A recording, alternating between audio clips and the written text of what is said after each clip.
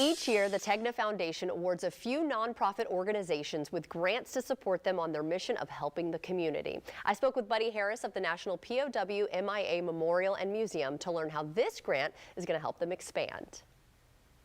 We're actually the National POW MIA Memorial and Museum now. Was started off local. It is going to be based at Cecil Field, as it should be, but it's going to be national, as is this is the only museum. It started off because the one at Cecil Field was the only memorial that that dedicated to the individual MIAs in the whole United States. Nowhere did it list them by names. And it was created as a little 1/8 of an acre area, a memorial walkway that was actually created by Mary Hoff, who was the instigator for the POW MIA flag, which was also created right here at Orange Park and was first shown at Cecil Field. So she created this memorial, so it was the only one in the whole United States, in fact, the world, as far as we understand. Wow. So we've gone from this 1/8 of an acre site to create this 26 acre. So not only is it just honoring the Cecil Field Memorial, so the 16 will be there, but now it's going to be honoring all the MIA and POWs throughout the whole nation. Everybody's going to be included.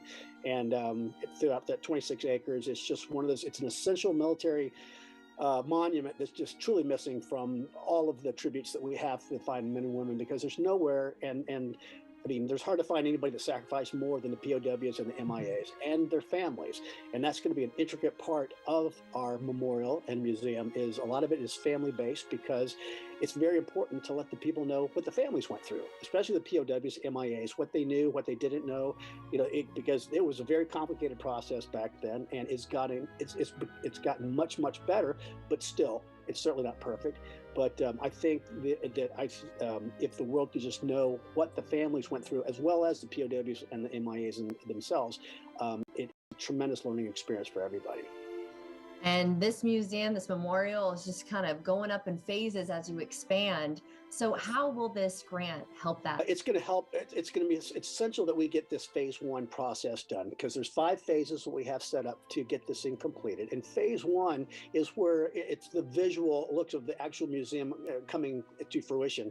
And part of the importance is we did a A7 aircraft, an A7 Corsair that we had refurbished by Flight Star, and came out just beautiful. And now we have just garnered an F/A-18 Hornet, and it's actually the Scott Spiker Hornet.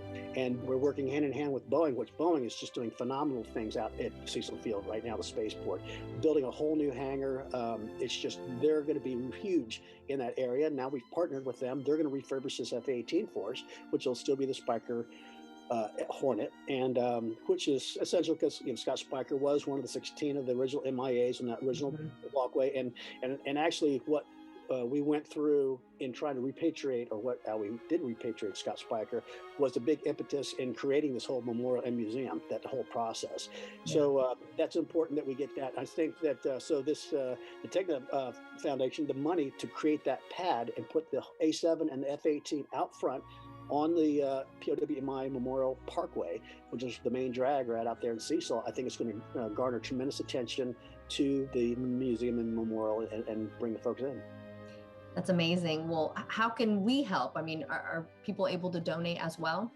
Oh, absolutely. We have the site, POWMIAmemorial.org is our website. And on there, actually in the area that we're building the pad for the F/A-18 and the A7, well, actually we have an A4 to S3 out there eventually also. But we have a brick walkway that surrounds it, and we are selling the bricks that you can put your loved ones.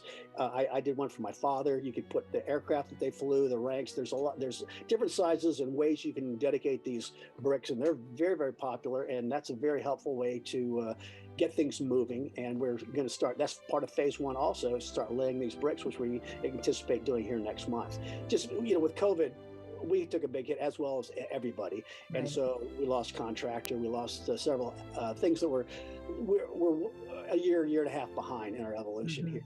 But we're starting to garner. ViStar came forward, helped us out financially also. And so we really got, with Tegna now, it's really created impetus to get this thing going. But yeah, if you go to the POWMIAmemorial.org website, you can see all the things we do, that we have done, that we're planning to do, what the museum is going to look like, and yeah, how you can help.